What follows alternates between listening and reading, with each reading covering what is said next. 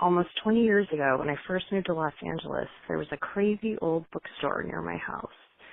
Didn't have any windows and was hardly ever open, so you'd never know unless you drove by and saw the gate was unlocked and pushed back.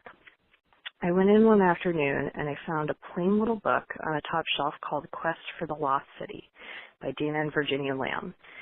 They had no money. The couple just threw some things in a bag and they headed for South America and adventure.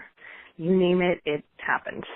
When I finished the book, I searched everywhere, for more information about them and their adventures.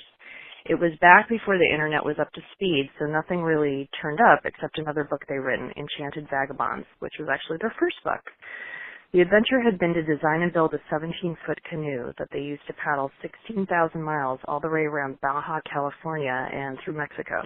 Just like in the other book, they nearly died 50 times over, and again, I couldn't get enough. It's just everything. After I finished that book, I really searched for more information.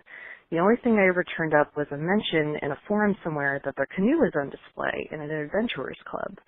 A couple of years ago, I searched again late at night when you think about random things, and right away pops a link for the Los Angeles Adventurers Club, where Dana and Ginger Lamb were not only members, but they designed the flag in 1939. And there it was, on the website, a big picture of the canoe still on display.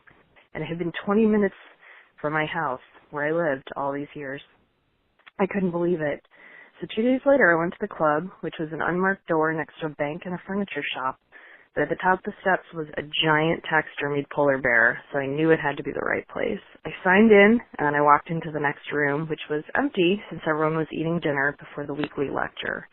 There was a huge mammoth skull on the wall with 10-foot tusks, spears, and other artifacts, and there was the canoe. I had someone take a picture of me with a huge smile standing next to the canoe while holding a copy of Enchanted Vagabonds that was autographed by both Dana and Ginger Lamb, quite possibly in that very room years and years ago. It's kind of a long story, but I guess my point is twofold. First, you have to read those books. Although they've since been somewhat discredited as partial fiction, I don't even care. They're fantastic and really inspiring, and I tell everyone I know to read them. Second, books can be like a key or a gateway.